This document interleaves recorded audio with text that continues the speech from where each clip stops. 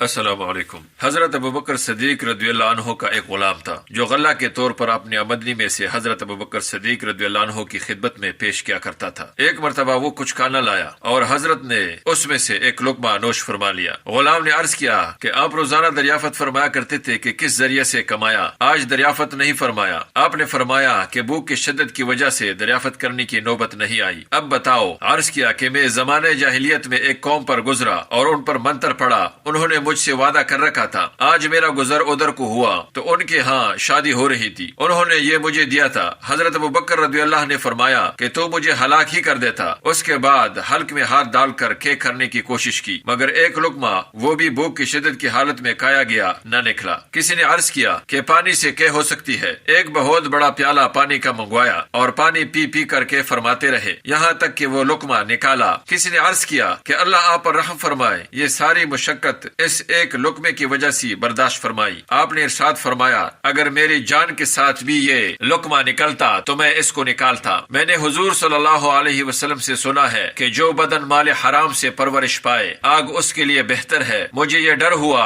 کہ میرے بدن کا کوئی حصہ اس لقمے سے پرورش نہ پائے۔ حضرت ابوبکر صدیق رضی اللہ کو اس قسم کے واقعات متعدد بار پیش آئے کہ احتیاط مزاج میں زیادہ تھی، تھوڑا سا بھی شبہ ہو جاتا تھا تو کہ فرماتے۔ بخاری شریف میں ایک قصہ اسی قسم کا ہے کہ کسی غلام نے زمانے جاہلیت میں کوئی کہانت یعنی غیب کی بات نجومیوں کے طور پر کسی کو بتلائی تھی، وہ اتفاق سے صحیح ہو گئی۔ ان لوگوں نے اس غلام کو کچھ دیا جس کو انہوں نے اپنی مقررہ رقم میں حضرت ابوبکر صدیق رضی اللہ کو لا کر دے دیا۔ حضرت نے نوش فرمایا اور پھر جو کچھ پیٹ میں تھا سب قے کیا۔ ان واقعات میں غلاموں کا مال ضروری نہیں کہ ناجائز ہی ہو، دونوں احتمال ہیں، مگر حضرت ابوبکر صدیق رضی اللہ کی کمال احتیاط نے اس مشتبہ مال کو بھی گوارا نہ کیا۔ دوستو، اللہ رب العالمین ہمیں رسول اللہ صلی اللہ علیہ وسلم کی سنت اور صحابہ کرام کے نقش قدم پر چلنے کی توفیق عطا فرمائے، آمین۔ السلام علیکم ورحمۃ اللہ وبرکاتہ۔